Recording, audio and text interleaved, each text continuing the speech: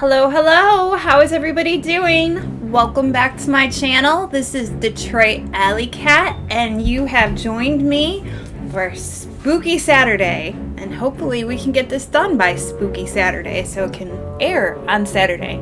But you never know. I'm always a surprise for everybody. I'm so glad to have you back, and without further ado, let's get spooky. What will we talk about today? I'm so excited to tell you that we are going to talk about my home state, Michigan. That's right, the mitten with the rabbit. Great way to explain it. I am going to talk about one of my favorite towns that we have here, and it's called Lake Orion. And Lake Orion is actually only just 10-15 minutes away from where I live, and it's a beautiful little town. Lake Orion is so beautiful that their little saying is, "Where living is a vacation." Their town is a historical town, and it has old little shops and little restaurants. It's very cute, and of course we have the famous actual Lake Orion where it is at. The first known white settler to settle in Lake Orion was Jesse Decker in 1825. He settled in there with his wife, and they made an A-frame barn, and that is how Lake Orion or Orion Township came to be. It actually happened to be a place where the Chippewa and the settlers got along together, and there were no wars, there were no fights, there was no civil war, so there really isn't any bad history or juju there, which I kind of like personally, because in a lot of the places of the United States where there are indigenous people that live there, there are a lot of very sad stories. But in this area, there is no case of that, at least I heard of. But there is none that I know of or historically recorded in the history books. It has dam, it has everything that a little town actually has. And what's really interesting, I'm just going to tell you this, but we're not going to talk about it, is the lake is one of the most beautiful parts of this township, and it's one of the most famous. And they actually have their own story of a dragon living in the lake. It's a very interesting little story, and there's these little tales of people that went fishing and the dragon came out and they all saw it. The first sighting of the dragon in the history books is 1894. It was actually told that he was a friendly dragon, but he terrified all of the villagers. He was supposed to be 18 feet long. Anyway, he's a great part of the history of Orion Township. And because of the dragon of Orion Township, all the high schools and the middle schools, their mascot is called the dragon, and the teams are called the dragons, which I love. Dragons like Game of Thrones, like the dragons were like my favorite part of Game of Thrones. So yes, they have their own dragon in Orion Township. However, they have something else in Orion Township, and it's one of the most famous haunted places in Michigan, and it's actually very beautiful. So I found this place a while back. It actually looks like a castle, and part of this place is called Canterbury Village, and it's all set up to be like this little place where they have shops and restaurants. You can have weddings there. It's very, very beautiful. Part of the mansion actually became a Catholic rehabilitation center. I'm not sure what exactly that means, if that's where their priests or nuns went when they got older, or perhaps maybe where they took care of the elderly, but in around 1950 that's what it was.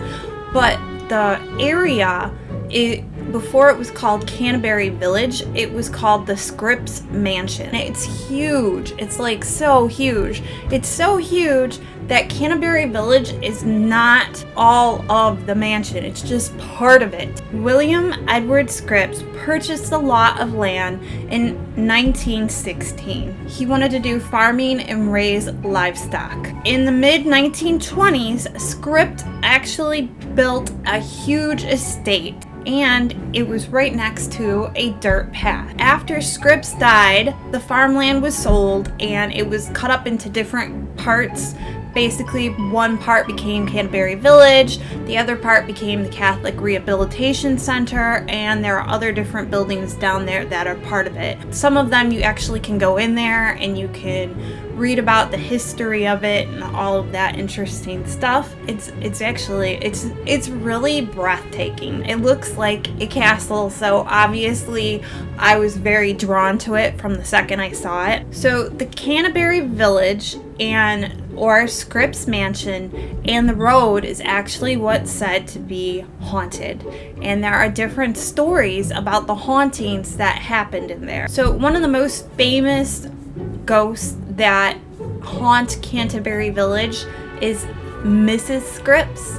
It's said that a lot of the shoppers that go to Canterbury Village and they actually shop, they can see this woman walking around and looking inside the buildings and smiling. And the closer that they get to the woman, then she slowly disappears. My favorite part of the haunting of Canterbury Village actually has to do with the road itself. It's called Scripps Road, and when the mansion was being built, it's very important about this road because it literally was just a dirt road made to get to the mansion. So this road is actually it's even older than the mansion, so it has a lot of history.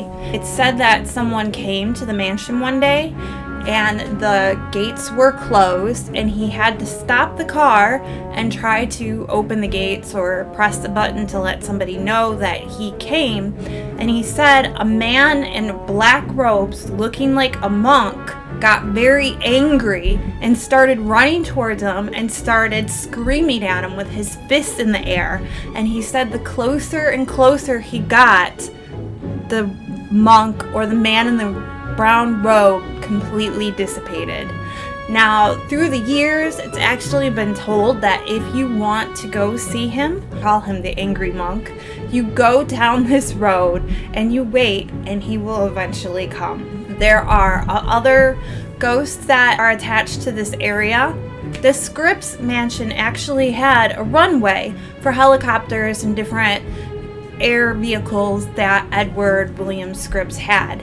And it's said that he actually invited Amelia Earhart to this actual runway to fly with him. So, and this is actually recorded, there's pictures and everything, that Amelia Earhart was actually at this building, which I think is just so incredible because Amelia Earhart was one of the first, she was a woman pilot in a time when that women did not do such a thing and do such things. And I think it's just incredible that she was actually here in Michigan and she was 15 to 20 minutes away. One of the stories that said is that at night when you go out there where the airline or where the airport where the runway was, if you look up into the sky during a full moon, that you can actually see Amelia Earhart in her little plane. When you look into the moon, you can actually see Amelia Earhart flying. And to this day, they've never found out where Amelia Earhart is, so that's kind of a neat little piece of information for you to know. So there is one more ghost that we also know of, and it is the story of Minnie. And I think it's very interesting because I did an actual case where there was another ghost named Minnie May here in Michigan. So I don't know if that's where they got the name for her, but it is supposed to be the spirit of a little girl. They don't know where she came from. They don't know the story of her. It's just a little girl. And a lot of the people that went to the grounds started noticing a white light at night. And the closer they got, they noticed it was a little girl. And so they would go up to her and she would disappear. So now it's said that if you go to Canterbury Village, you have to say good morning to her and you have to say good night. and it's supposed to be some kind of a thing where it's good luck, or it gives you the good juju or whatever. So I really love Canterbury Village. I loved learning about the Scripps Mansion and how it actually was built. I think it's a very cute place. I highly recommend that you go there and check it out. I think that I might do my own little tiny case study of the dragon. I didn't want to go too much into the dragon because I wanted the Scripps Mansion to have its own little story.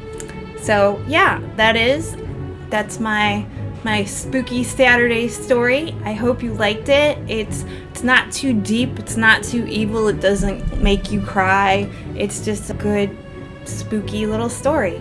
So thank you so much for coming and watching. Always, I hope you enjoyed my little spooky Saturday story.